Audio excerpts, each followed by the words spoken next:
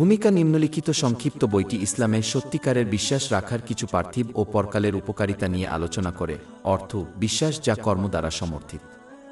প্রকৃতপক্ষে ইহকাল ও পরকালের সমস্ত কল্যাণ এবং সমস্ত মন্দ থেকে বিরত থাকাই ইসলামে প্রকৃত বিশ্বাসের ফলাফল। সত্যিকারের বিশ্বাসের উপকারিতা বোঝা একজন মুসলমানকে তাদের বিশ্বাসকে বাস্তবায়িত করার জন্য কঠোর প্রচেষ্টা করতে উৎসাহিত করবে, যা নিঃসন্দেহে মহৎ চরিত্রের দিকে নিয়ে যায়। জামে তিরমিজি 2003 নম্বরে প্রাপ্ত হাদিস অনুসারে মহানবী হযরত মুহাম্মদ পরামর্শ দিয়েছেন যে বিচার দিবসের দাড়িপাল্লায় সবচেয়ে ভারী জিনিসটি হবে মহৎ চরিত্র। এটি মহানবী মুহাম্মদ সাল্লাল্লাহু আলাইহি ওয়াসাল্লামের গুণাবলীর মধ্যে একটি, যা মহান আল্লাহ পবিত্র কুরআনের 6-8 অধ্যায় আল কালাম 4 নং আয়াতে প্রশংসা করেছেন। এবং প্রকৃতপক্ষে আপনি একটি মহান নৈতিক চরিত্রের। তাই মহৎ চরিত্র অর্জনের জন্য পবিত্র কুরআনের শিক্ষা ও মহানবী হযরত মুহাম্মদ সাল্লাল্লাহু আলাইহি ওয়াসাল্লামের ঐতিহ্য অর্জন ও আমল করা সকল মুসলমানের কর্তব্য। একটি ভাল জীবন মুসলমানদের জন্য মহান আল্লাহর আনুগত্যে সংগ্রাম করা জরুরি, তার আদেশ পালন করে তার নিষেধ থেকে বিরত থাকা এবং ধৈর্যের সাথে ভাগ্যের মোকাবিলা করা, কারণ মহান আল্লাহ তাআলা আচরণকারীর জন্য উভয় জগতে সুন্দর জীবনের নিশ্চয়তা দিয়েছেন। এই পদ্ধতিতে অধ্যায় 1-6 আন-নাহল আয়াত 9-7। যে ব্যক্তি সৎকাজ করবে, সে পুরুষ হোক বা নারী, সে ঈমানদার অবস্থায়, আমি তাকে অবশ্যই উত্তম জীবন দান করব এবং অবশ্যই তাদের প্রতিদান দেব পরকালে তারা যা করত তার সর্বোত্তম প্রতিদান। এই উত্তম জীবন একজন মুসলিমকে কঠিন শোক, বিষণ্ণতা এবং অন্যান্য চরম মেজাজ এবং মানসিক ব্যাধি থেকে রক্ষা করবে, যা একজন ব্যক্তির জীবনকে ধ্বংস করে দিতে পারে। যদিও মুসলমানরা এমন সমস্যার সম্মুখীন হবে যা তাদের দুঃখ দেবে, কিন্তু তারা যদি মহান আল্লাহকে মান্য করে, তবে এই দুঃখ কখনই চরম আকার ধারণ করবে না এবং দীর্ঘমেয়াদী ভিত্তিতে তাদের সমগ্র জীবনকে প্রভাবিত করবে। এর কারণ হলো একজন মুসলিম যিনি মহান আল্লাহর আনুগত্যে সংগ্রাম করেন, তার কাছে হাল ছেড়ে না দিয়ে এবং হতাশা এমনকি আত্মহত্যার দিকে না গিয়ে তাদের অসুবিধার মধ্য দিয়ে এগিয়ে যাওয়ার একটি চমৎকার কারণ রয়েছে। উদাহরণস্বরূপ, তারা অগণিত পুরস্কারের জন্য অপেক্ষা করে যা রোগীকে দেওয়া হবে। অধ্যায় 3-9 আজ-জুমার আয়াত 1-0। অবশ্যই রোগীকে হিসাব ছাড়াই তাদের পুরস্কার দেওয়া হবে, অর্থাৎ সীমা। অথচ যে মুসলমান মহান আল্লাহর আনুগত্যে সংগ্রাম করে না এবং শুধুমাত্র জিহ্বা দিয়ে মুসলিম হওয়ার উপাধি দাবি করে, তাকে এই মনোভাব ও সুন্দর জীবন দেওয়া হবে না। এবং যখনই তারা অসুবিধার সম্মুখীন হয় তখন এটি তাদের চরম মেজাজ এবং মানসিক ব্যাধিতে নিয়ে যায়, যা তাদের সমগ্র জীবনকে ধ্বংস করে দেয়। তৃপ্তি। জামে তিরমিজি 2465 নম্বরে পাওয়া একটি হাদিসে মহানবী হযরত মুহাম্মদ উপদেশ দিয়েছেন যে ব্যক্তি এই জগতের চেয়ে আখিরাতকে অগ্রাধিকার দেবে তাকে তৃপ্তি দান করা হবে, তাদের বিষয়গুলি তাদের জন্য সংশোধন করা হবে এবং তারা পাবে সহজ উপায়ে তাদের নির্ধারিত বিধান। হাদিসের এই অর্ধেকটির অর্থ হল, যে ব্যক্তি আল্লাহ মহান এবং সৃষ্টির প্রতি তাদের দায়িত্ব সঠিকভাবে পালন করবে, যেমন এই জগতের বাড়াবাড়ি পরিহার করে বৈধ উপায়ে তাদের পরিবারের ভরণপোষণ প্রদান করাকে তৃপ্তি দেওয়া হবে। এটি তখনই হয় যখন কেউ লোভী না হয়ে এবং আরও জাগতিক জিনিস পাওয়ার জন্য সক্রিয়ভাবে চেষ্টা না করে তাদের যা আছে তাতে সন্তুষ্ট হয়। প্রকৃতপক্ষে যে ব্যক্তি তাদের কাছে যা আছে তাতেই সন্তুষ্ট, সে সত্যিকারের ধনী ব্যক্তি, যদিও তাদের কাছে সামান্য সম্পদ থাকে, যদিও তারা জিনিস থেকে স্বাধীন হয়।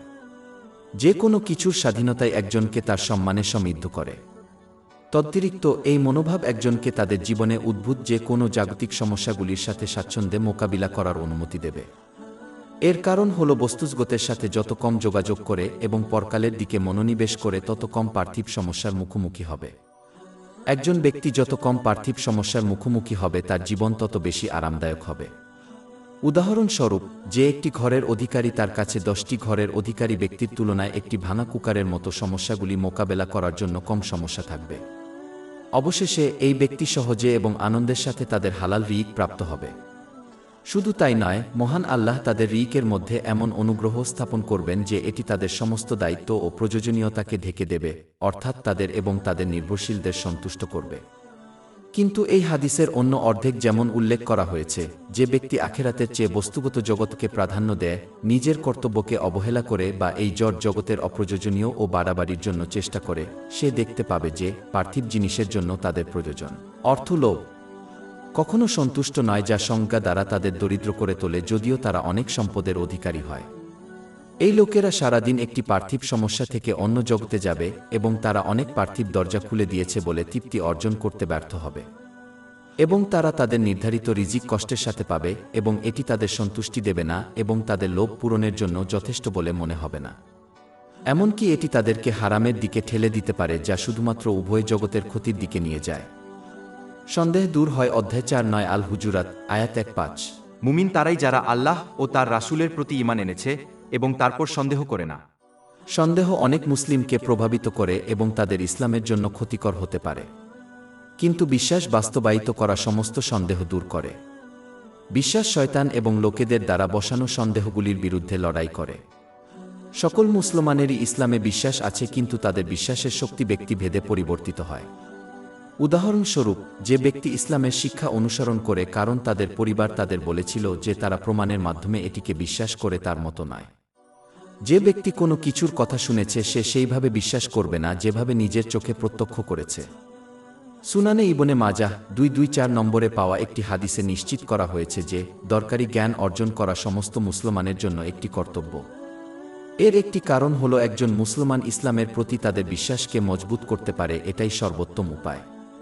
এটি অনুসরণ করা গুরুত্বপূর্ণ কারণ একজনের বিশ্বাসের দৃঢ়তা যত বেশি, তারা সঠিক পথে অবিচল থাকার সম্ভাবনা তত বেশি, বিশেষত যখন অসুবিধার সম্মুখীন হয়। উপরন্তু সুনানে ইবনে মাজাহ 3849 নম্বর হাদিসে পাওয়া যায় এমন একটি সর্বোত্তম জিনিস হিসাবে বিশ্বাসের নিশ্চিত হওয়াকে বর্ণনা করা হয়েছে। এই জ্ঞানটি পবিত্র কুরআন এবং মহানবী হযরত মুহাম্মদ এর হাদিস অধ্যয়নের মাধ্যমে অর্জন করা উচিত, একটি নির্ভরযোগ্য সূত্রের মাধ্যমে তার উপর শান্তি ও বরকত বর্ষিত হোক। মহান আল্লাহ পবিত্র কোরআনে শুধু একটি সত্য ঘোষণা করেননি, বরং উদাহরণের মাধ্যমে এর প্রমাণও দিয়েছেন। অতীতের জাতির মধ্যে যে উদাহরণগুলি পাওয়া যায় তা নয়, উদাহরণগুলি যা নিজের জীবনে স্থাপন করা হয়েছে। উদাহরণস্বরূপ, পবিত্র কুরআনে মহান আল্লাহ উপদেশ দিয়েছেন যে কখনো কখনো একজন ব্যক্তি কোনো জিনিসকে ভালোবাসে যদিও তা পেয়ে গেলে তাকে কষ্ট দেয়। একইভাবে তারা একটি জিনিস ঘৃণা করতে পারে যখন তাদের জন্য অনেক ভাল লুকিয়ে আছে। অধ্যায় 2 আল বাকারা আয়াত 216। কিন্তু সম্ভবত আপনি একটি জিনিস ঘৃণা করেন এবং এটি আপনার জন্য ভালো, এবং সম্ভবত আপনি একটি জিনিস পছন্দ করেন এবং এটি আপনার জন্য খারাপ, আর আল্লাহ জানেন, অথচ তোমরা জান না। ইতিহাসে এই সত্যের অনেক উদাহরণ রয়েছে, যেমন হুদাইবার চুক্তি। কিছু মুসলিম বিশ্বাস করেছিল যে এই চুক্তিটি, যা মক্কার অমুসলিমদের সাথে করা হয়েছিল, সম্পূর্ণরূপে পরবর্তী গোষ্ঠীর পক্ষে হবে। তবুও ইতিহাস স্পষ্টভাবে দেখায় যে এটি ইসলাম এবং মুসলমানদের পক্ষপাত করেছে। এই ঘটনাটি সহিহ বুখারী 2731 এবং 2732 নম্বরে পাওয়া হাদিসে আলোচনা করা হয়েছে।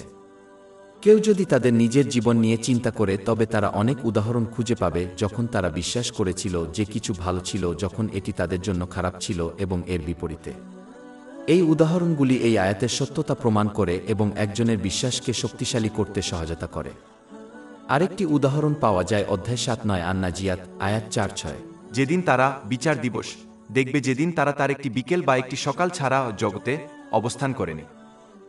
ইতিহাসের পাতা উল্টালে তারা স্পষ্ট দেখতে পাবে কিভাবে বড় সাম্রাজ্য এসেছে এবং গেছে, কিন্তু যখন তারা চলে গেল তখন এমনভাবে চলে গেল যেন তারা ক্ষণিকের জন্য পৃথিবীতেই ছিল।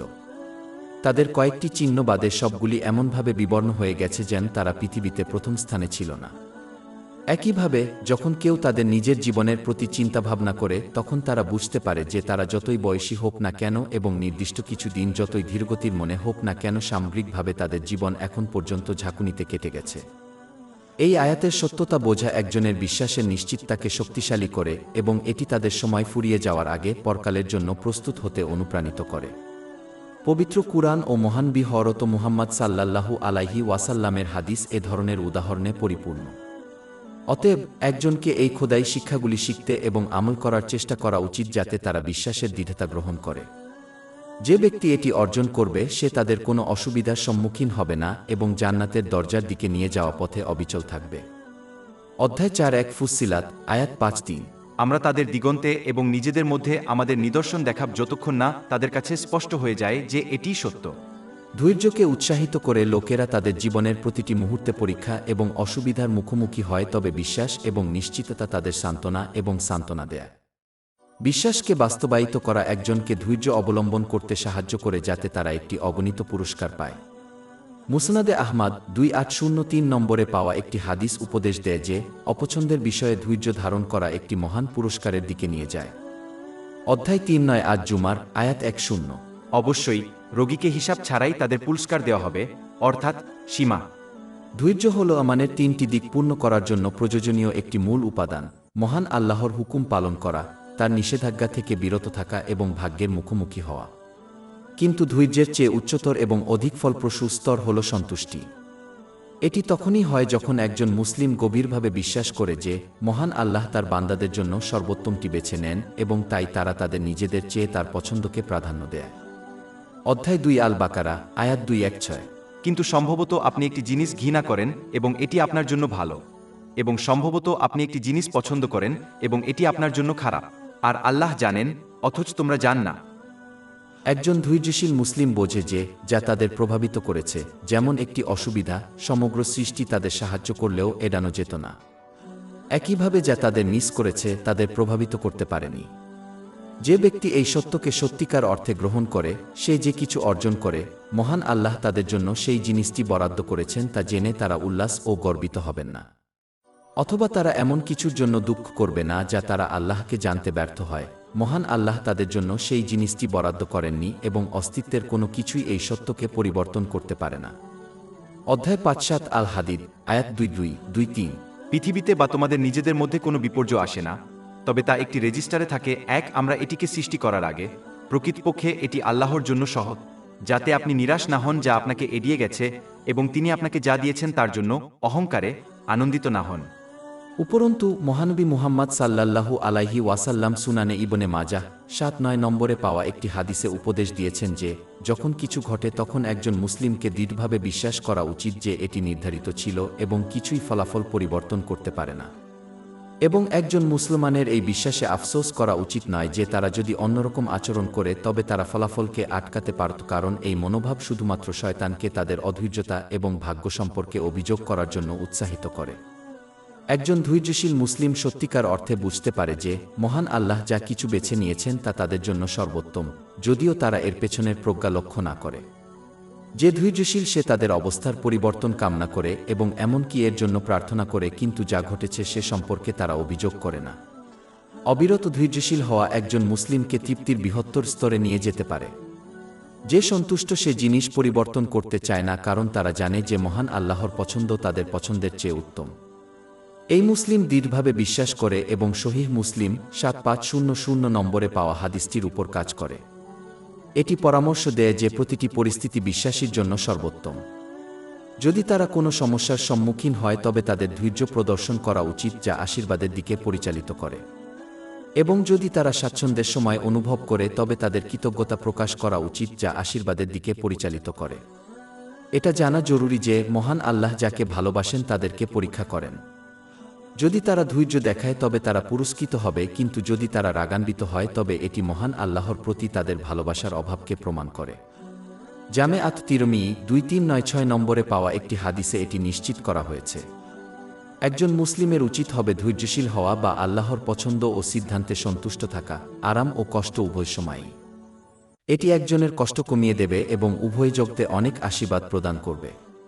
যদিও অধৈর্যতা কেবল সেই পুরস্কারকে ধ্বংস করবে যা তারা পেতে পারত। যেভাবেই হোক একজন মুসলিম মহান আল্লাহ কর্তৃক নির্ধারিত পরিস্থিতির মধ্য দিয়ে যাবে, তবে তারা পুরস্কার চায় কি না তা তাদের পছন্দ। একজন মুসলিম কখনই পরিপূর্ণ তৃপ্তিতে পৌঁছাতে পারবে না যতক্ষণ না তাদের আচরণ অসুবিধা ও স্বাচ্ছন্দ্যের সময়ে সমান হয়। একজন সত্যিকারের বান্দা কিভাবে বিচারের জন্য প্রভু অর্থাৎ মহান আল্লাহর কাছে যেতে পারে এবং তারপর পছন্দ না হলে অসন্তুষ্ট হতে পারে।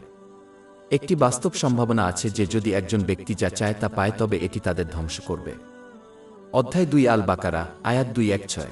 কিন্তু সম্ভবত আপনি একটি জিনিস ঘৃণা করেন এবং এটি আপনার জন্য ভালো, এবং সম্ভবত আপনি একটি জিনিস পছন্দ করেন এবং এটি আপনার জন্য খারাপ, আর আল্লাহ জানেন, অথচ তোমরা জান না। একজন মুসলমানের ধারে কাছে বসে মহান আল্লাহর ইবাদত করা উচিত নয়। অর্থ, যখন ঐশী আদেশ তাদের ইচ্ছার সাথে মিলে যায় তখন তারা মহান আল্লাহর প্রশংসা করে, আর যখন তারা বিরক্ত হয় না তখন এমন আচরণ করে যেন তারা মহান আল্লাহর চেয়ে ভালো জানে। অধ্যায় 2 আল হজ, আয়াত 1-1। এবং মানুষের মধ্যে এমনও আছে যে কিনারায় আল্লাহর ইবাদত করে, যদি তিনি ভালো দ্বারা স্পর্শ করা হয় তিনি এটি দ্বারা আশ্বস্ত হয়, কিন্তু যদি সে বিচারের সম্মুখীন হয় তবে সে মুখ ফিরিয়ে নেয় অবিশ্বাসে। সে দুনিয়া ও আখেরাত হারিয়েছে, এটাই প্রকাশ্য ক্ষতি।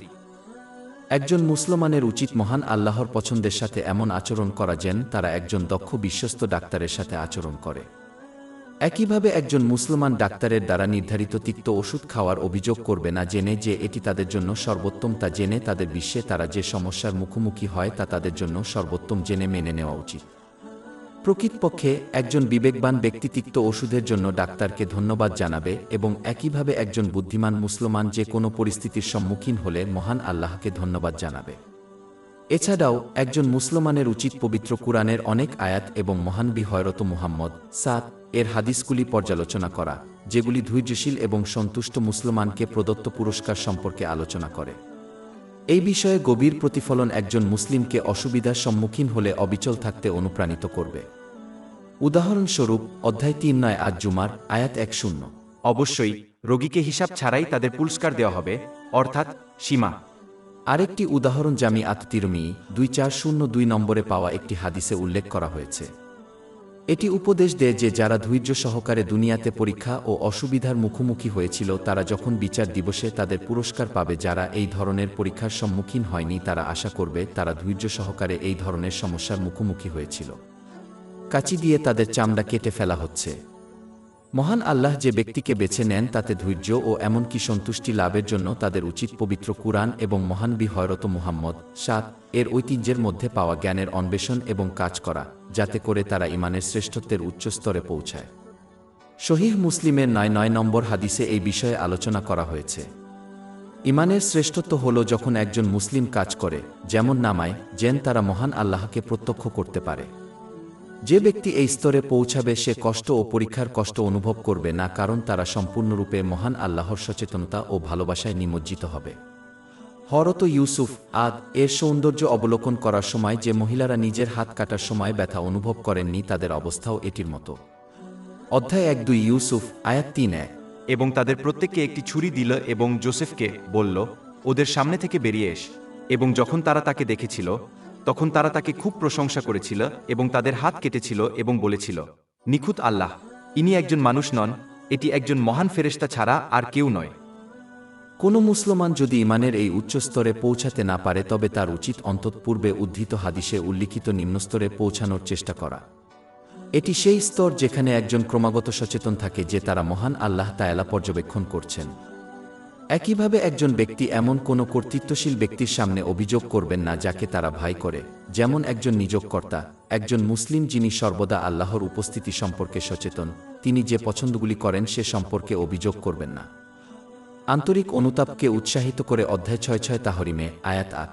হে ঈমানদারগণ, আল্লাহর কাছে আন্তরিক তোবা কর। সুনানে ইবনে মাজাহ ৪-২-৫-১ নম্বরে পাওয়া একটি হাদিসে মহানবী হযরত মুহাম্মদ উপদেশ দিয়েছেন যে মানুষ পাপ করে, কিন্তু সর্বোত্তম পাপকারী সেই ব্যক্তি যে আন্তরিকভাবে তাওবা করে। মানুষ ফেরেশতা না হওয়ায় তারা পাপ করতে বাধ্য। যে জিনিসটি এই লোকদের বিশেষ করে তোলে তা হল যখন তারা তাদের পাপ থেকে আন্তরিকভাবে অনুতপ্ত হয়।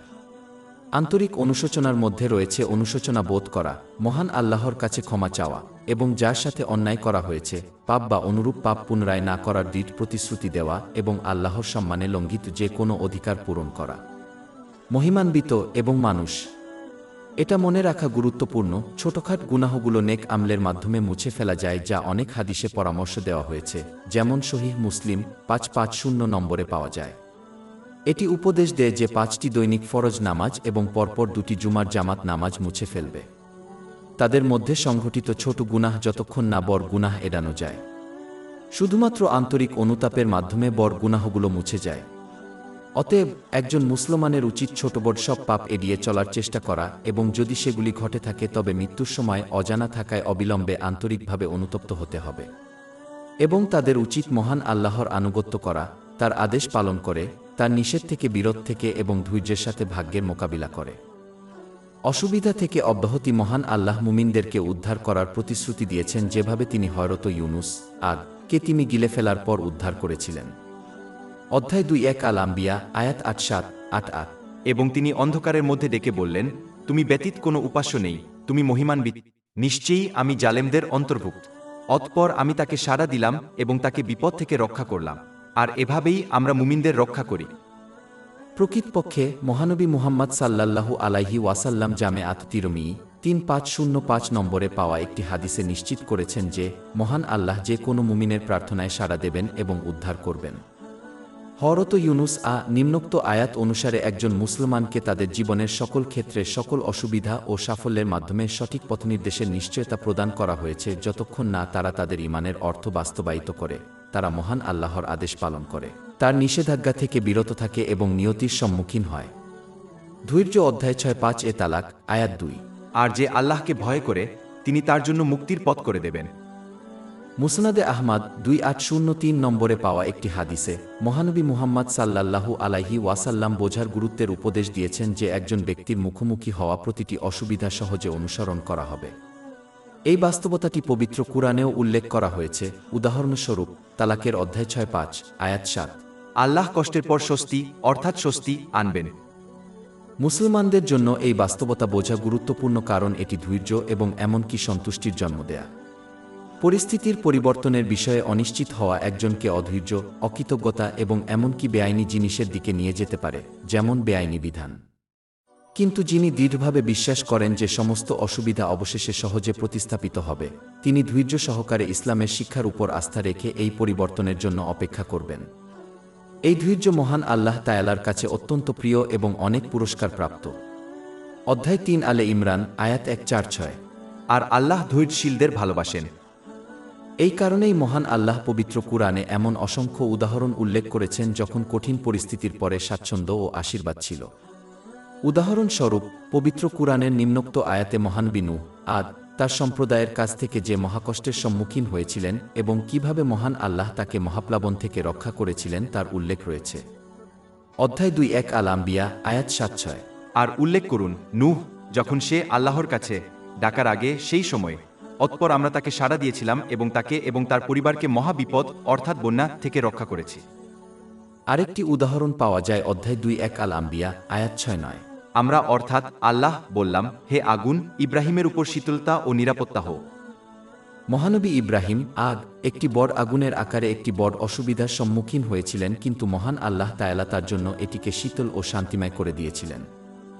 এই উদাহরণগুলি এবং আরও অনেকগুলি পবিত্র কুরআনে এবং মহানবী হযরত মুহাম্মদ সাল্লাল্লাহু আলাইহি ওয়াসাল্লামের হাদিসে উল্লেখ করা হয়েছে, যাতে মুসলমানরা বুঝতে পারে যে কঠিন মুহূর্তগুলি অবশেষে তাদের জন্য স্বাচ্ছন্দ্যের সাথে অনুসরণ করবে যারা আল্লাহর আনুগত্য করে, তার আদেশ পালন করে, তার নিষেধ থেকে বিরত থেকে এবং ধৈর্যের সাথে ভাগ্যের মুখোমুখি হওয়ার মাধ্যমে।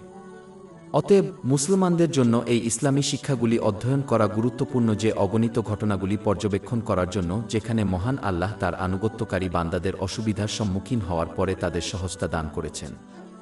মহান আল্লাহ যদি তার আনুগত্যকারী বান্দাদেরকে ঐশী শিক্ষায় বর্ণিত বড় অসুবিধা থেকে রক্ষা করেন, তবে তিনি ছোট ছোট অসুবিধার সম্মুখীন আনুগত্যশীল মুসলমানদেরও রক্ষা করতে পারেন এবং করবেন।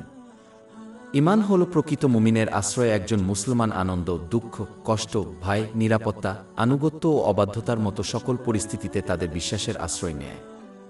আনন্দ ও স্বাচ্ছন্দ্যের সময়ে একজন সত্যিকারের বিশ্বাসী মহান আল্লাহর প্রশংসা করে, বাস্তবিকভাবে তাদের প্রাপ্ত আশীর্বাদগুলিকে ব্যবহার করে তাকে খুশি করার উপায়। এটি উভয় জগতে একটি মহান পুরস্কার এবং আরও আশীর্বাদের দিকে পরিচালিত করে। দুর্দশার সময়ে একজন বিশ্বাসী তাদের বিশ্বাসকে বাস্তবে পরিণত করে যে ধৈর্যশীলদের দেওয়া অগণিত পুরস্কারে সান্ত্বনা এবং সমর্থন গ্রহণ করে যারা মহান আল্লাহর আনুগত্য করে। অধ্যায় 3 আজ জুমার আয়াত 1-0। অবশ্যই রোগীকে হিসাব ছাড়াই তাদের পুরস্কার দেওয়া হবে, অর্থাৎ সীমা। ভয়ের সময়ে একজন সত্যিকারের বিশ্বাসী মহান আল্লাহর আনুগত্যের মাধ্যমে তাদের বিশ্বাসকে বাস্তবায়িত করে, যা তাদের বিশ্বাসকে শক্তিশালী করে। অধ্যায় 3 আলে ইমরান আয়াত 1-7-3। যাদেরকে লোকেরা অর্থাৎ মুনাফিক বলেছিল, নিশ্চয়ই লোকেরা আপনার বিরুদ্ধে একত্রিত হয়েছে, সুতরাং তাদেরকে ভয় কর, কিন্তু এটা তাদের ঈমান বৃদ্ধি করেছে। নিরাপত্তার সময়ে একজন বিশ্বাসী তাদের বিশ্বাসকে বাস্তবায়িত করে, যা তাদের অহংকারী হতে বাধা দেয়। পরিবর্তে তারা নিজেদেরকে নম্র করে জেনেছে যে সমস্ত ভালো মহান আল্লাহ ছাড়া আর কারো কাছ থেকে আসে না। আনুগত্যের সময় একজন সত্যিকারের বিশ্বাসী মহান আল্লাহর অনুগ্রহ, অনুপ্রেরণা, শক্তি, সুযোগ এবং তাদের সৎকর্মের স্বীকৃতির মাধ্যমে তাদের বিশ্বাসকে বাস্তবায়িত করে। এটি অহংকারকে বাধা দেয়, একটি পরমাণুর মূল্য যা একজনকে জাহান্নামে নিয়ে যাওয়ার জন্য যথেষ্ট। এটি সহিহ মুসলিমের 265 নম্বর হাদিসে পাওয়া যায়।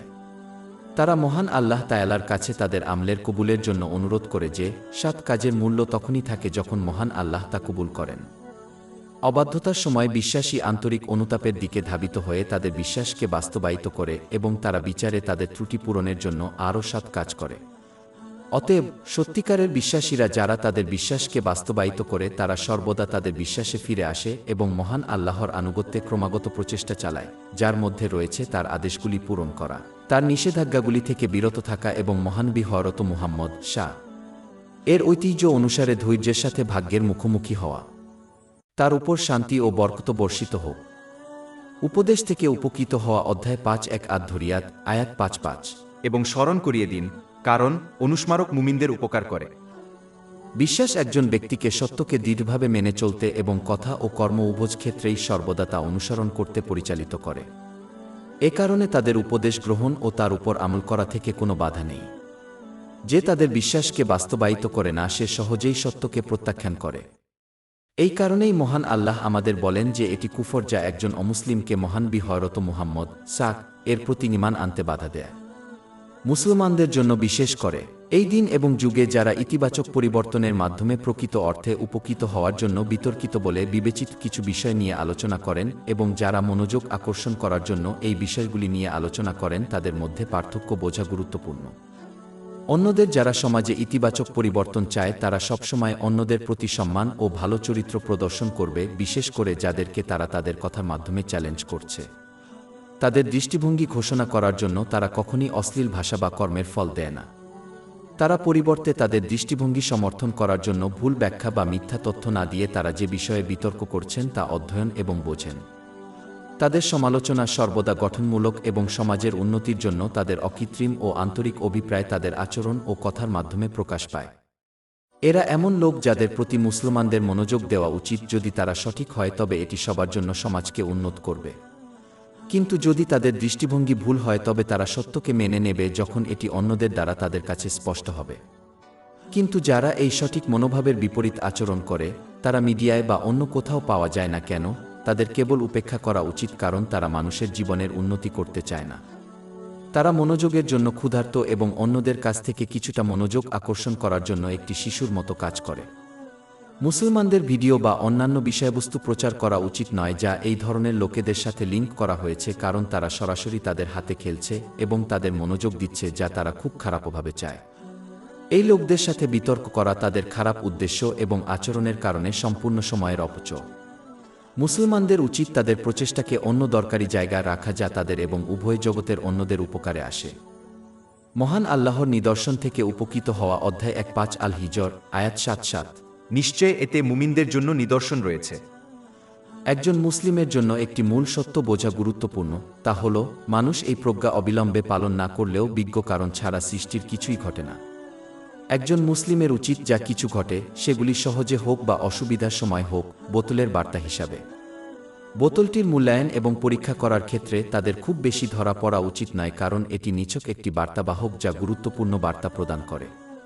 এটি তখন ঘটে যখন মুসলমানরা হয় ভালো জিনিসের উপর উল্লাস প্রকাশ করে যা ঘটতে থাকে যার ফলে ভাল জিনিসের মধ্যে বার্তার প্রতি গাফিলতি হয়, অথবা তারা অসুবিধার সময় শোকাহত হয় যার ফলে অসুবিধার মধ্যে বার্তাটি বুঝতে খুব বেশি বিভ্রান্ত হয়। তাদের উচিত পবিত্র কুরআনের উপদেশ অনুসরণে মনোনিবেশ করা এবং ভারসাম্যপূর্ণভাবে প্রতিটি পরিস্থিতির সাথে যোগাযোগ করা। অধ্যায় ৫ আল-হাদিদ আয়াত ২-৩ যাতে আপনি নিরাশ না হন তার জন্য এবং তিনি আপনাকে যা দিয়েছেন তার জন্য গর্বিত না হন। এই আয়াতটি বিভিন্ন পরিস্থিতিতে সুখী বা দুঃখী হতে নিষেধ করে না, কারণ এটি মানব প্রকৃতির একটি অংশ। কিন্তু এটি একটি ভারসাম্যপূর্ণ পদ্ধতির পরামর্শ দেয় যার মাধ্যমে কেউ চরম আবেগ এড়িয়ে চলে, যেমন উল্লাস যা অত্যধিক সুখ বা দুঃখ যা অত্যধিক দুঃখ। এই ভারসাম্যপূর্ণ পন্থা একজনকে তাদের মনকে বোতলের অভ্যন্তরে আরও গুরুত্বপূর্ণ বার্তার উপর ফোকাস করার অনুমতি দেবে, পরিস্থিতির ভিতরে তা স্বাচ্ছন্দ্য বা অসুবিধার পরিস্থিতি। লুকানো বার্তা মূল্যায়ন, বোঝা এবং কাজ করার মাধ্যমে একজন মুসলিম তাদের পার্থিব ও ধর্মীয় জীবনকে আরও উন্নত করতে পারে। কখনো কখনো বার্তাটি তাদের সময় শেষ হওয়ার আগে মহান আল্লাহর দিকে ফিরে যাওয়ার জন্য একটি জাগরণ কল হবে। কখনো কখনো এটি তাদের পদমর্যাদা বাড়ানোর একটি উপায় হবে। অন্য সময় তাদের পাপ মুছে ফেলার একটি উপায় এবং কখনো কখনো একটি অনুস্মারক যাতে নিজেকে সাময়িক বস্তুগত জগতে এবং এর মধ্যে থাকা জিনিসগুলির সাথে সংযুক্ত না করা হয়। এই মূল্যায়ন ব্যতীত একজন ব্যক্তি তাদের পার্থিব বা ধর্মীয় জীবনের উন্নতি না করে নিছক ঘটনার মধ্য দিয়ে যাত্রা করবে। কোনো ভয় বা দুঃখ নেই। অধ্যায় ৬ আল-আনাম আয়াত ৪-৮ সুতরাং যারা বিশ্বাস করে এবং সংশোধন করে তাদের জন্য কোনো ভয় থাকবে না এবং তারা দুঃখিত হবে না। এই আয়াতটি ধার্মিক কর্মের সাথে নিজের অভ্যন্তরীণ বিশ্বাসকে সমর্থন করার গুরুত্বকেও নির্দেশ করে। একটি ছাড়া অন্যটি প্রকৃত সাফল্য এবং এই আয়াতে উল্লেখিত আশীর্বাদের দিকে নিয়ে যাবে না। এটা একটা কারণ যে মুসলিম জাতি এমন সমস্যার সম্মুখীন হচ্ছে কারণ অনেকে তাদের ভাষায় ইসলাম ঘোষণা করে কিন্তু এর শিক্ষার উপর আমল করতে সংগ্রাম করে।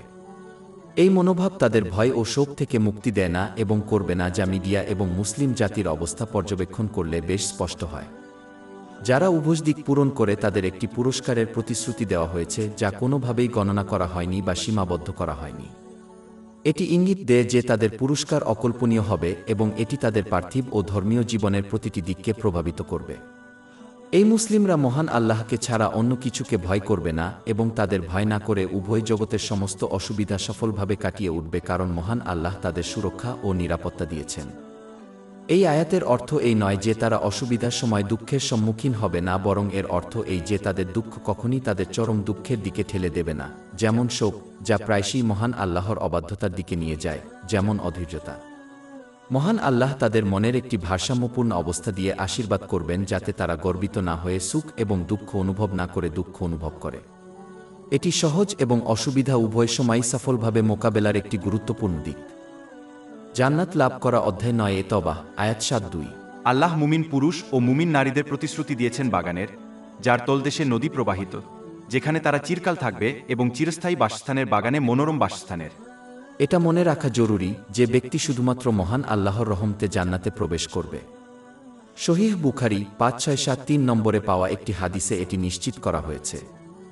কারণ প্রতিটি সৎ কাজ জ্ঞান, অনুপ্রেরণা, শক্তি এবং আমল করার সুযোগের মাধ্যমে একমাত্র মহান আল্লাহর রহমতে সম্ভব। এই বোধগম্যতা একজনকে অহংকার গ্রহণ করতে বাধা দেয়, যা এড়ানো অত্যাবশ্যক কারণ একজন ব্যক্তিকে জাহান্নামে নিয়ে যাওয়ার জন্য শুধুমাত্র একটি পরমাণুর মূল্যের অহংকার প্রয়োজন। সহিহ মুসলিমের 267 নম্বর হাদিসে এ বিষয়ে সতর্ক করা হয়েছে।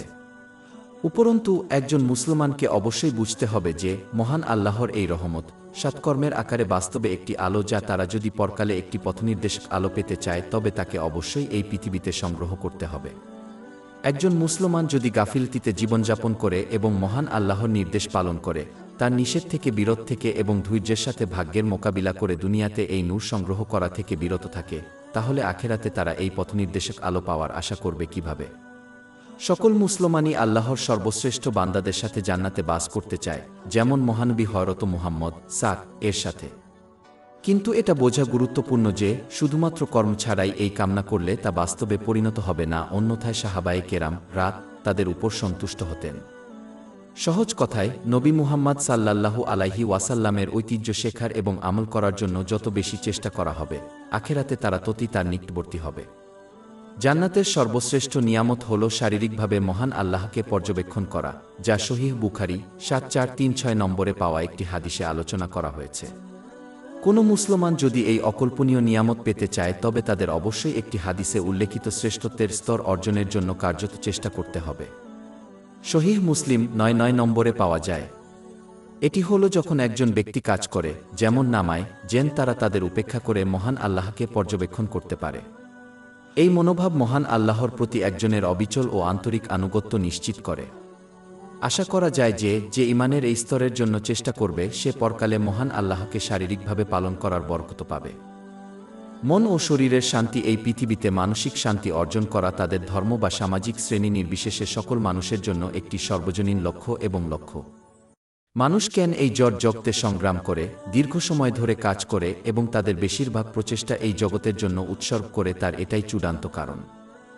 লোকেরা এমন একটি জীবন পেতে চায় যেখানে তাদের আর্থিক অসুবিধার মতো কোনো চাপ বা উদ্বেগ নেই। কিন্তু এটা আশ্চর্যজনক যে মানুষ, বিশেষ করে মুসলিমরা, কিভাবে ভুল জায়গায় মনের শান্তি খোঁজে। ঠিক যেমন একজন ব্যক্তি যে এখনও ফুটবল খেলা দেখতে চায়, সে ক্রিকেট ম্যাচে যায়।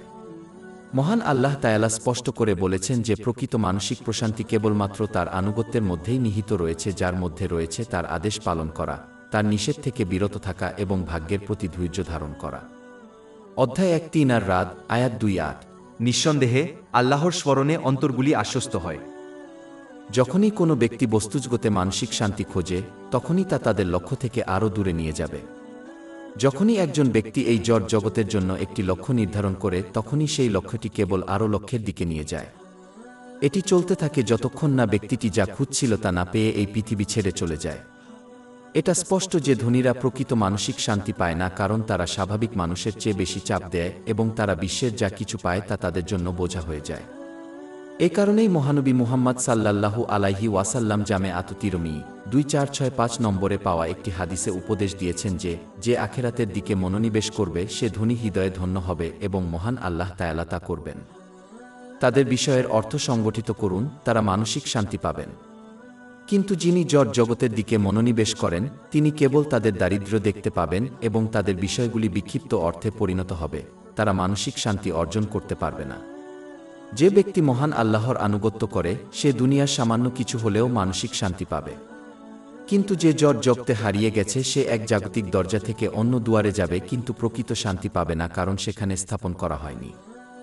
যদি একজন ব্যক্তি ফুটবল খেলা দেখতে চায় তবে তার ক্রিকেট খেলায় যাওয়া উচিত নয়, এবং যদি একজন মুসলমান মনের শান্তি চায় তবে তার এটিকে বস্তুজগতে অনুসন্ধান করা উচিত নয়, কারণ এটি কেবল মহান আল্লাহর আনুগত্যের মধ্যে নিহিত। এটা লক্ষ্য করা গুরুত্বপূর্ণ যে যারা ইসলামের শিক্ষা মেনে চলে তারা সারা জীবন সমস্যার সম্মুখীন হবে, কারণ এটি নিশ্চিত করা হয়েছে, কিন্তু তাদের আনুগত্যের মাধ্যমে মহান আল্লাহ তাদের ভয় ও দুঃখ দূর করবেন যাতে তারা ইসলামের উপর অটল ও অবিচল থাকে। সঠিক পথ এটি সেই ব্যক্তির অনুরূপ যিনি শুধুমাত্র একটি চিকিৎসা পদ্ধতি থেকে সামান্য অস্বস্তি অনুভব করেন, কারণ তাদের চেতনানাশক করা হয়েছে। বড়পাপের উপর অবিচলতা প্রতিরোধ করে অধ্যায় 4 আন-নিসা আয়াত 3-1। তোমরা যদি বড় গুনাহগুলি থেকে বিরত থাকো যেগুলি থেকে তোমাদের নিষেধ করা হয়েছে, তাহলে আমরা তোমাদের থেকে তোমাদের ছোট গুনাহ দূর করে দেব এবং তোমাদেরকে একটি সম্মানজনক প্রবেশদ্বারে প্রবেশ করাব। সুনানে আন-নাসাই 4873 নম্বরে পাওয়া একটি হাদিসে হুজুর পাক মুহাম্মদ সাল্লাল্লাহু আলাইহি ওয়াসাল্লাম সতর্ক করেছেন যে একজন ব্যক্তি যখন ব্যভিচার, মদ পান, চুরি বা কাউকে হত্যা করে তখন সে বিশ্বাস করে না। যে কেউ বড় পাপ করতে থাকে সে তা করে কারণ তারা তাদের বিশ্বাসকে বাস্তবায়িত করতে ব্যর্থ হয়। এটি একজন মুসলিমকে এই পাপগুলি করার অনুমতি দেয় যদিও তারা জানে যে মহান আল্লাহ তাদের দেখছেন। বিশ্বাসকে বাস্তবায়িত করা মহান আল্লাহর পক্ষ থেকে লজ্জা ও নম্রতার অনুভূতি, তার প্রতি ভালোবাসা, তার প্রতিদানের আশা, তার শাস্তির ভয় এবং একটি আলো তৈরি করে যা একজনকে বড় পাপের উপর অবিচল থাকতে বাধা দেয়। জাহান্নাম থেকে সুরক্ষা মহানবী হযরত মুহাম্মদ সাল্লাল্লাহু আলাইহি ওয়াসাল্লামের বহু হাদিস রয়েছে যা মানবজাতিকে উপদেশ দেয় যে ব্যক্তি সাক্ষ্য দেয় যে মহান আল্লাহ ছাড়া ইবাদতের যোগ্য কেউ নেই এবং মহানবী হযরত মুহাম্মদ সাল্লাল্লাহু আলাইহি ওয়াসাল্লাম মহান আল্লাহর বান্দা ও শেষ রসূল জাহান্নামের আগুন থেকে রক্ষা পাবেন।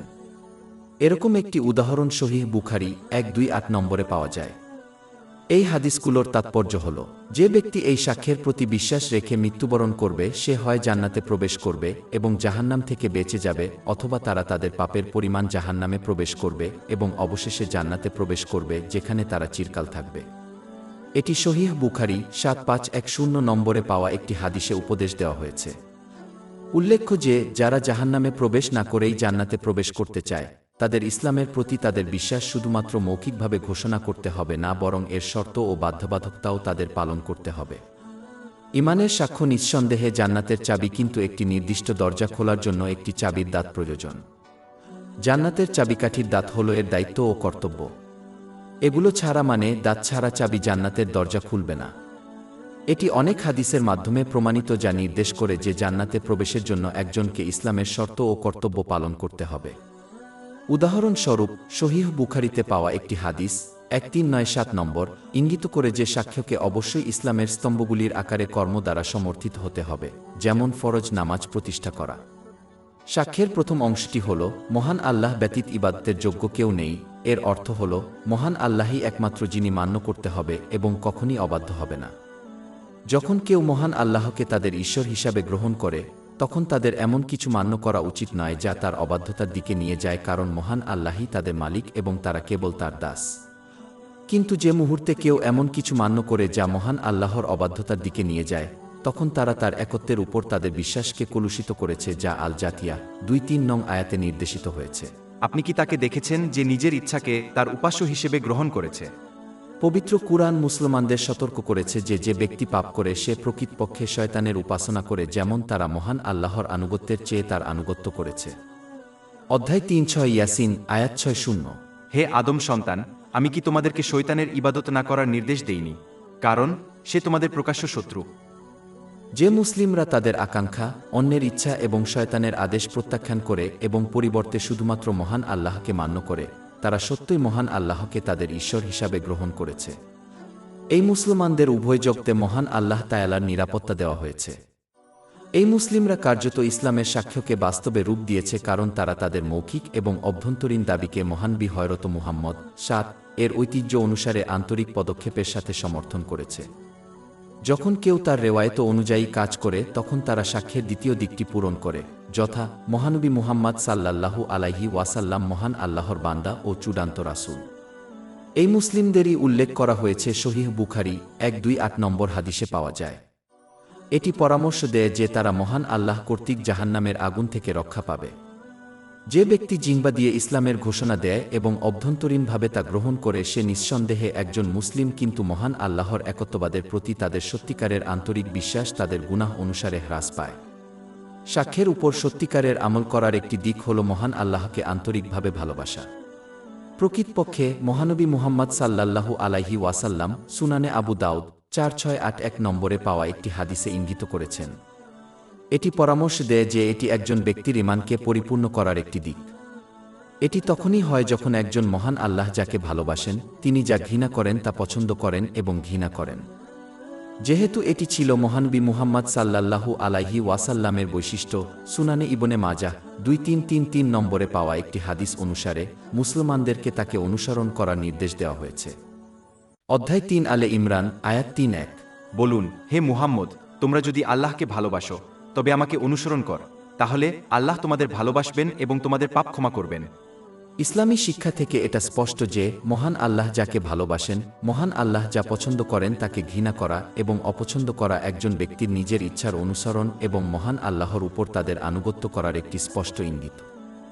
এই মনোভাব মহান আল্লাহর একত্ববাদে বিশ্বাসকে কমিয়ে দেয়। নিম্নলিখিত আয়াতটি স্পষ্ট করে দেয় যে এই মানসিকতা গ্রহণ করা ইসলামের সাক্ষ্যের সত্য বিশ্বাস থেকে বিচ্যুতি। অধ্যায় 9 তাওবাহ আয়াত 2-4। বলুন, হে মুহাম্মদ, যদি তোমাদের পিতা, তোমাদের পুত্র, তোমাদের ভাই, তোমাদের স্ত্রী, তোমাদের আত্মীয় স্বজন, তোমরা যে সম্পদ অর্জন করেছ, বাণিজ্য যাতে তোমরা পতনের আশঙ্কা কর এবং যে বাসস্থানে তোমরা সন্তুষ্ট তা তোমাদের কাছে অধিক প্রিয় হয়, আল্লাহ ও তার রসূল এবং তার পথে জিহাদ করুন, অতঃপর অপেক্ষা করুন যতক্ষণ না আল্লাহ তার আদেশ পালন করেন এবং আল্লাহ অবাধ্য সম্প্রদায়কে পথ দেখান না। যে ব্যক্তি নিজের ইচ্ছানুযায়ী মহান আল্লাহ তায়ালার ইবাদত করে, সে প্রান্তে তার ইবাদত করে।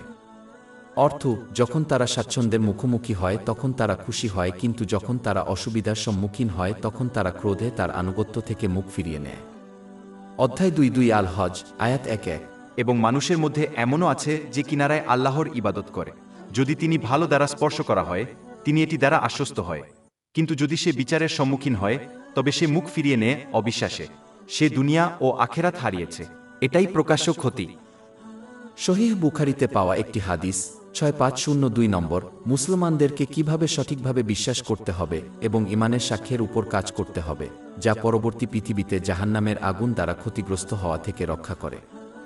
এটি হল প্রথমে তাদের সমস্ত শর্ত এবং শিষ্টাচারগুলি পূরণ করার সাথে সাথে সঠিকভাবে বাধ্যতামূলক দায়িত্বগুলি সম্পন্ন করা।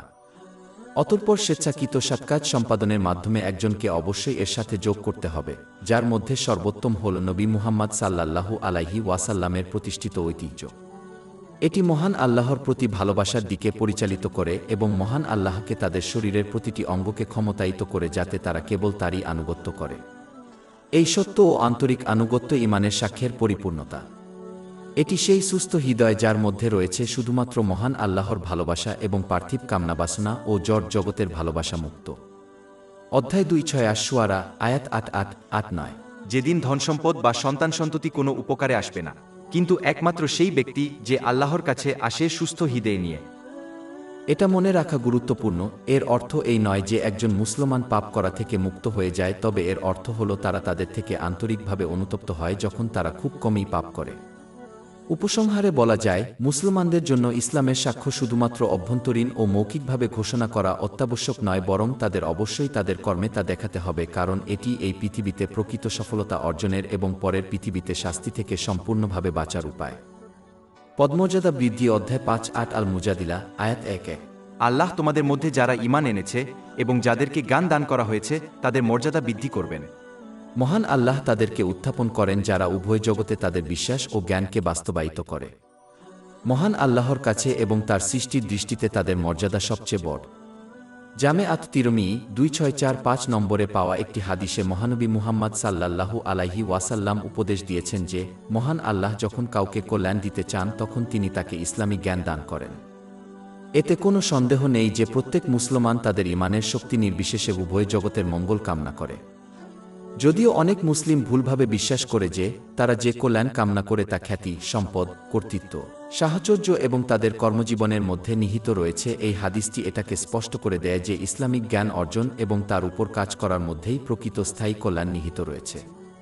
এটা মনে রাখা গুরুত্বপূর্ণ যে ধর্মীয় জ্ঞানের একটি শাখা হল উপকারী পার্থিব জ্ঞান, যেখানে একজন ব্যক্তি তাদের প্রয়োজনীয়তা এবং তাদের নির্ভরশীলদের প্রয়োজনীয়তা পূরণের জন্য বৈধ বিধান উপার্জন করে।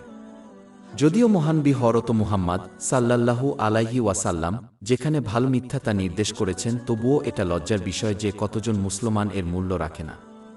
তারা বেশিরভাগ ক্ষেত্রেই তাদের বাধ্যতামূলক দায়িত্ব পালনের জন্য ন্যূনতম ইসলামিক জ্ঞান অর্জনের চেষ্টা করে এবং মহানবী মুহাম্মদ সাল্লাল্লাহু আলাইহি ওয়াসাল্লামের ঐতিহ্যের মতো আরও অনেক কিছু অর্জন ও আমল করতে ব্যর্থ হয়। পরিবর্তে তারা জাগতিক জিনিসের উপর তাদের প্রচেষ্টা উৎসর্গ করে এবং বিশ্বাস করে যে সেখানে সত্য ভাল পাওয়া যায়। অনেক মুসলমান উপলব্ধি করতে ব্যর্থ হন যে ধার্মিক পূর্বসূরিদের কেবলমাত্র মহানবী মুহাম্মদ সাল্লাল্লাহু আলাইহি ওয়াসাল্লামের একটি আয়াত বা হাদিস শেখার জন্য কয়েক সপ্তাহ ধরে ভ্রমণ করতে হয়েছিল, যেখানে আজ কেউ তাদের বাড়ি ছাড়াই ইসলামী শিক্ষা অধ্যয়ন করতে পারে। তবুও অনেকে আধুনিক দিনের মুসলমানদের দেওয়া এই আশীর্বাদটি ব্যবহার করতে ব্যর্থ হয়। মহান আল্লাহ তার অসীম রহমত থেকে তার মহানবী হযরত মুহাম্মদ সাল্লাল্লাহু আলাইহি ওয়াসাল্লামের মাধ্যমে শুধু সত্য কল্যাণ কোথায় তা নির্দেশ করেননি, বরং তিনি এই মঙ্গলকে মানুষের আঙুলের ডগায়ও রেখেছেন। মহান আল্লাহ তাআলা মানবজাতিকে অবহিত করেছেন যেখানে একটি চিরন্তন সমাধিস্থ ধন রয়েছে যা উভয় জগতের সমস্ত সমস্যার সমাধান করতে পারে। কিন্তু মুসলমানরা কেবল তখনই এই কল্যাণ লাভ করবে যখন তারা এটি অর্জন করতে এবং আমল করার জন্য সংগ্রাম করবে। শ্রেষ্ঠত্ব এবং সাফল্য সময়ের সাথে সাথে মুসলমানদের সংখ্যা বৃদ্ধি পেলেও এটা স্পষ্ট যে মুসলমানদের শক্তি কমেছে। প্রতিটি মুসলমান তাদের বিশ্বাসের শক্তি নির্বিশেষে পবিত্র কুরআনের সত্যতাকে বিশ্বাস করে এবং সন্দেহ করে যে এটি তাদের বিশ্বাস হারাতে পারে। নিম্নোক্ত আয়াতে মহান আল্লাহ শ্রেষ্ঠত্ব ও সাফল্য লাভের চাবিকাঠি দিয়েছেন যা সারা বিশ্বে মুসলিমদের দুর্বলতা ও শোক দূর করবে। অধ্যায় ৩ আলে ইমরান আয়াত ১-৩-৯। সুতরাং দুর্বল হজ না এবং দুঃখ করো না, এবং তুমি শ্রেষ্ঠ হবে যদি তুমি সত্যিকার বিশ্বাসী হও। মহান আল্লাহ তাআলা স্পষ্ট করে বলেছেন যে উভয় জগতে এই শ্রেষ্ঠত্ব ও সাফল্য অর্জনের জন্য মুসলমানদেরকে প্রকৃত ঈমানদার হতে হবে। প্রকৃত বিশ্বাসের মধ্যে রয়েছে মহান আল্লাহর আদেশ পালন করা, তার নিষেধ থেকে বিরত থাকা এবং মহানবী হযরত মুহাম্মদ সাল্লাল্লাহু আলাইহি ওয়াসাল্লামের রেওয়ায়েত অনুযায়ী ধৈর্যের সাথে ভাগ্যের মোকাবিলা করা। এর মধ্যে রয়েছে আল্লাহ মহান এবং মানুষের প্রতি কর্তব্য, যেমন অন্যের জন্য ভালোবাসা, যা নিজের জন্য পছন্দ করে, যা জামি আত তিরমিজি 2515 নম্বরে পাওয়া একটি হাদিসে উপদেশ দেওয়া হয়েছে। এর জন্য একজনকে ইসলামিক শিক্ষা ও আমল করতে হবে। শিক্ষা এই মনোভাবের মাধ্যমে সাহাবায়ে কেরামকে সাফল্য ও শ্রেষ্ঠত্ব দান করা হয়েছিল। আল্লাহ তাদের প্রতি সন্তুষ্ট হতে পারেন। আর যদি মুসলমানরা তা অর্জন করতে চায় তাহলে তাদের অবশ্যই এই সঠিকভাবে পরিচালিত মনোভাবের দিকে ফিরে আসতে হবে। যেহেতু মুসলমানরা পবিত্র কুরআনে বিশ্বাস করে, তাদের উচিত এই সহজ শিক্ষাটি বোঝা এবং এর উপর আমল করা। মহান আল্লাহর অনুমোদন অধ্যায় ৯ তাওবা আয়াত ৭-২। আল্লাহ মুমিন পুরুষ ও মুমিন নারীদের প্রতিশ্রুতি দিয়েছেন, আল্লাহর পক্ষ থেকে সন্তুষ্টি অনেক বেশি। এটা মনে রাখা গুরুত্বপূর্ণ যে একজন মুসলিম কেবলমাত্র মহান আল্লাহ তাআলার অনুমোদন লাভ করবে যখন তারা তাদের জীবনের ব্যাপারে তার পছন্দকে আন্তরিকভাবে অনুমোদন করবে এবং সমস্ত পরিস্থিতিতে তার আনুগত্য করবে। সহিহ মুসলিম ৭৫০০ নম্বরে পাওয়া একটি হাদিসে মহানবী হযরত মুহাম্মদ উপদেশ দিয়েছেন যে প্রতিটি অবস্থায় একজন মুমিনের জন্য বরকতময়। একমাত্র শর্ত এই যে মহান আল্লাহর আনুগত্য করার সময় তাদের প্রতিটি পরিস্থিতির প্রতি সাড়া দিতে হবে, বিশেষ অসুবিধায় ধৈর্য এবং স্বাচ্ছন্দ্যের সময় কৃতজ্ঞতা। জীবনের দুটি দিক আছে। একটি দিক হল লোকেরা যে পরিস্থিতিতে নিজেকে খুঁজে পায় সেগুলি স্বাচ্ছন্দ্য বা অসুবিধার সময়। একজন ব্যক্তি কি পরিস্থিতির মুখোমুখি হয় তার নিয়ন্ত্রণ তাদের হাতের বাইরে। মহান আল্লাহ এই সিদ্ধান্ত নিয়েছেন এবং তাদের রেহাই নেই। অতএব একজনের মুখোমুখি পরিস্থিতির উপর চাপ দেওয়া অর্থপূর্ণ নয়, কারণ সেগুলি নির্ধারিত এবং তাই অনিবার্য। অন্য দিকটি হল প্রতিটি পরিস্থিতিতে একজন ব্যক্তির প্রতিক্রিয়া। এটি প্রতিটি ব্যক্তির নিয়ন্ত্রণে এবং এটিই তাদের বিচার করা হয়। উদাহরণস্বরূপ, একটি কঠিন পরিস্থিতিতে ধৈর্য বা অধৈর্য দেখানো। অতএব একজন মুসলিমকে এমন পরিস্থিতিতে থাকার জন্য চাপ না দিয়ে প্রতিটি পরিস্থিতিতে তাদের আচরণ এবং প্রতিক্রিয়ার দিকে মনোনিবেশ করতে হবে, কারণ এটি অনিবার্য। যদি একজন মুসলিম উভয় জগতে সফল হতে চায়, তবে তাদের উচিত প্রতিটি পরিস্থিতি মূল্যায়ন করা এবং সর্বদা মহান আল্লাহর আনুগত্যে কাজ করা। উদাহরণস্বরূপ, স্বাচ্ছন্দ্যের সময় তাদের অবশ্যই ইসলামের নির্দেশিত আশীর্বাদ ব্যবহার করতে হবে, যা মহান আল্লাহর প্রতি প্রকৃত কৃতজ্ঞতা। অধ্যায় 1:4 ইব্রাহিম, আয়াত 7। এবং মনে কর, যখন তোমার পালনকর্তা ঘোষণা করেছিলেন, যদি তুমি কৃতজ্ঞ হও তবে আমি অবশ্যই তোমাকে বাড়িয়ে দেব। এবং কঠিন সময়ে তাদের অবশ্যই ধৈর্য প্রদর্শন করতে হবে, আল্লাহকে জেনে মহান, তার বান্দাদের জন্য সবচেয়ে ভালো যা বেছে নেন, এমনকি যদি তারা পছন্দের পেছনের প্রজ্ঞা বুঝতে না পারে। অধ্যায় 2 আল বাকারা, আয়াত 2:1-6। কিন্তু সম্ভবত আপনি একটি জিনিস ঘৃণা করেন এবং এটি আপনার জন্য ভালো, এবং সম্ভবত আপনি একটি জিনিস পছন্দ করেন এবং এটি আপনার জন্য খারাপ, আর আল্লাহ জানেন, অথচ তোমরা জান না। মহান আল্লাহর বন্ধুত্ব ও ভালোবাসা। মহান আল্লাহ পবিত্র কুরআনে স্পষ্ট করে দিয়েছেন যে তিনি প্রকৃত ঈমানদারদের বন্ধু। অধ্যায় 2 আল বাকারা, আয়াত 2:5-7। যারা ঈমান এনেছে আল্লাহ তাদের মিত্র। মহান আল্লাহ সৃষ্টিকে হেফাজত করেন এবং সংরক্ষণ করেন এবং বিশেষ যত্ন সহকারে তাদের যত্ন নেন। তিনি শয়তানের চক্রান্ত এবং ফাঁদ থেকে আজ্ঞাবহদের রক্ষা করেন। একজন মুসলিমের উচিত এই ঐশ্বরিক নামের উপর কাজ করা উচিত, আল্লাহ তাআলার দেওয়া উপায়গুলো ব্যবহার করে, কিন্তু সর্বদা তার ঐশ্বরিক যত্ন এবং পছন্দের উপর আস্থা রাখুন, যে কোনো পরিস্থিতিতে এবং ফলাফলের মুখোমুখি হয়, যদিও তারা কিছু পছন্দের পিছনে প্রজ্ঞা লক্ষ্য না করে। এটি ধৈর্য এবং এমনকি মহান আল্লাহর পছন্দের সাথে সন্তুষ্টিকে অনুপ্রাণিত করে। অধ্যায় 6:5 তালাক, আয়াত 3। আর যে আল্লাহর উপর ভরসা করে, তিনি তার জন্য যথেষ্ট। একজন মুসলিমের এটাও বোঝা উচিত যে তারা শুধুমাত্র অভিভাবক অর্থাৎ মহান আল্লাহ দ্বারা বিভ্রান্তি ও শাস্তি থেকে রক্ষা পাবে। এটি অহংকারের যে কোনো লক্ষণকে দূর করে এবং নিশ্চিত করে যে তারা তার প্রতি আন্তরিক আনুগত্যের মাধ্যমে তার সুরক্ষা খোঁজে। একজন মুসলমানকে অবশ্যই এই স্বর্গীয় নামের উপর কাজ করতে হবে, তাদের কাছে থাকা প্রতিটি আস্থা যেমন তাদের আশীর্বাদ ইসলামের শিক্ষা অনুসারে ব্যবহার করে রক্ষা করে। তাদের উচিত তাদের কাজ ও কথাবার্তাকে মহান আল্লাহর অবাধ্যতা থেকে রক্ষা করা। এটি নিশ্চিত করবে যে তারা মহান আল্লাহর কাছ থেকে আরও আশীর্বাদ পাবে। অধ্যায় 1:4 ইব্রাহিম, আয়াত 7। এবং মনে কর, যখন তোমার পালনকর্তা ঘোষণা করেছিলেন, যদি তুমি কৃতজ্ঞ হও তবে আমি অবশ্যই তোমাকে বাড়িয়ে দেব। সহিহ বুখারী 6502 নম্বরে পাওয়া মহানবী হযরত মুহাম্মদ এর একটি ঐশী হাদিসে মহান আল্লাহ ঘোষণা করেছেন যে একজন মুসলিম কেবল তাদের বাধ্যতামূলক দায়িত্ব পালনের মাধ্যমেই তার নিকটবর্তী হতে পারে এবং তারা স্বেচ্ছায় সৎ কাজের মাধ্যমে মহান আল্লাহর ভালোবাসা অর্জন করতে পারে। এই বর্ণনা মহান আল্লাহর বান্দাদেরকে দুই ভাগে বিভক্ত করেছে। প্রথম দলটি আল্লাহর নিকট তাদের ফরয় দায়িত্ব পালন করে মহান আল্লাহর নিকটবর্তী হয়, যেমন ফরয় নামায়, এবং মানুষের প্রতি সম্মান, যেমন ফরয় সাদকা ইত্যাদি। মহান আল্লাহর আদেশ পালন, তার নিষেধ থেকে বিরত থাকা এবং ভাগ্যের প্রতি ধৈর্য ধারণ করার মাধ্যমে এর সারমর্ম করা যেতে পারে। দ্বিতীয় শ্রেণীর যারা মহান আল্লাহর নৈকট্য লাভ করে তারা প্রথম দল থেকে শ্রেষ্ঠ, কারণ তারা শুধুমাত্র তাদের বাধ্যবাধকতাই পালন করে না, বরং স্বেচ্ছাকৃত সৎকাজে প্রচেষ্টা চালায়। এ থেকে স্পষ্ট প্রতীয়মান হয় যে এটাই মহান আল্লাহর নৈকট্য লাভের একমাত্র পথ। যে ব্যক্তি এটি ছাড়া অন্য পথ অবলম্বন করবে সে এই গুরুত্বপূর্ণ লক্ষ্য অর্জন করতে পারবে না।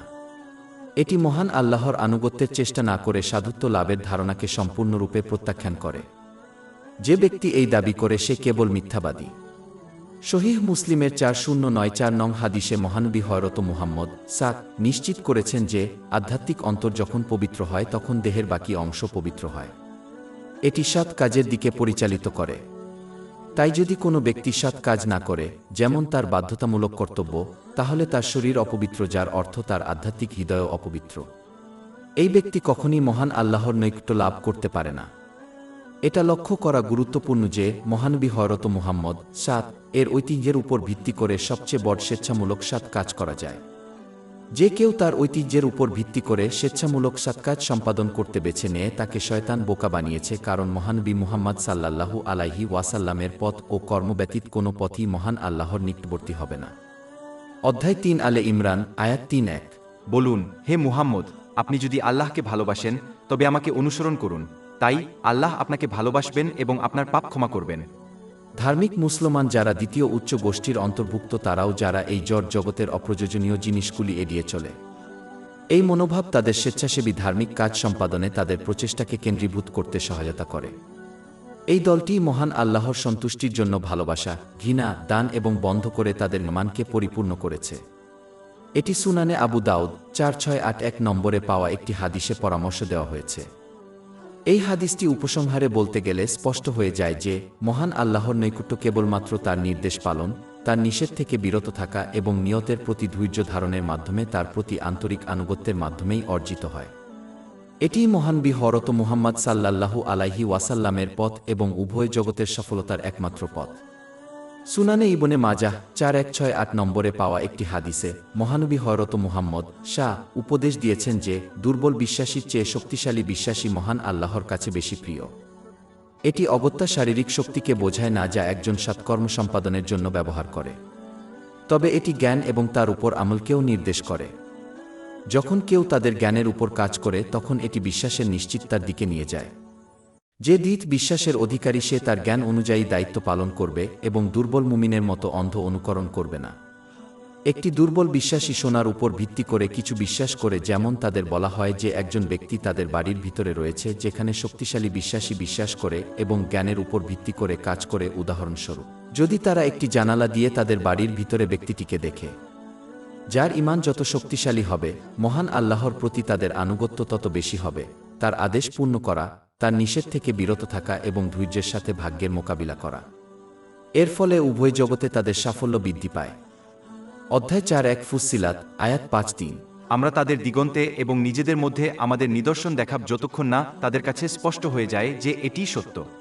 উপসংহার: কিছু লোক দাবি করে যে তাদের বিশ্বাস এবং তাদের ঈশ্বরের প্রতি আনুগত্য তাদের অন্তরে রয়েছে এবং তাই তাদের বাস্তবিকভাবে এটি প্রদর্শনের প্রয়োজন নেই। দুর্ভাগ্যবশত এই মূর্খ মানসিকতা অনেক মুসলমানকে সংক্রামিত করেছে, যারা বিশ্বাস করে যে তারা বিশুদ্ধ বিশ্বস্ত হৃদয়ের অধিকারী, যদিও তারা ইসলামের বাধ্যতামূলক দায়িত্ব পালনে ব্যর্থ হয়। মহানবী হযরত মুহাম্মদ সাল্লাল্লাহু আলাইহি ওয়াসাল্লাম সুনানে ইবনে মাজাহ 3984 নম্বরে পাওয়া একটি হাদিসে স্পষ্টভাবে ঘোষণা করেছেন যে যখন কারো অন্তর পবিত্র হয় তখন তার শরীর পবিত্র হয়, যার অর্থ তার কর্ম সঠিক হয়। কিন্তু কারো হৃদয় কলুষিত হলে শরীর কলুষিত হয়, যার অর্থ তাদের কাজ হবে কলুষিত ও ভুল। কাজেই যে ব্যক্তি কার্যত দায়িত্ব পালন করে মহান আল্লাহর আনুগত্য করে না, সে কখনোই বিশুদ্ধ হৃদয়ের অধিকারী হতে পারে না। উপরন্তু মহান আল্লাহর প্রতি বিশ্বাস প্রদর্শন করা বাস্তবিকভাবে তাদের প্রমাণ যা বিচার দিবসে জান্নাত লাভের জন্য প্রয়োজন। এই ব্যবহারিক প্রমাণ না থাকাটা একজন ছাত্রের মতোই নির্বোধ যে তার শিক্ষকের কাছে একটি ফাঁকা পরীক্ষার কাগজ ফিরিয়ে দেয় এবং দাবি করে যে তাদের জ্ঞান তাদের মনে আছে, তাই তাদের পরীক্ষার প্রশ্নের উত্তর দিয়ে এটি লিখতে হবে না। নিঃসন্দেহে এই ছাত্রটিও একইভাবে ব্যর্থ হবে। যে ব্যক্তি আল্লাহর আনুগত্য ব্যতিরেকে বিচার দিবসে উপনীত হবে, তার আদেশ নিষেধ থেকে বিরত থেকে এবং ধৈর্যের সাথে ভাগ্যের মোকাবিলা করার মাধ্যমে, যদিও তাদের বিশ্বাস থাকে, তাদের হৃদয়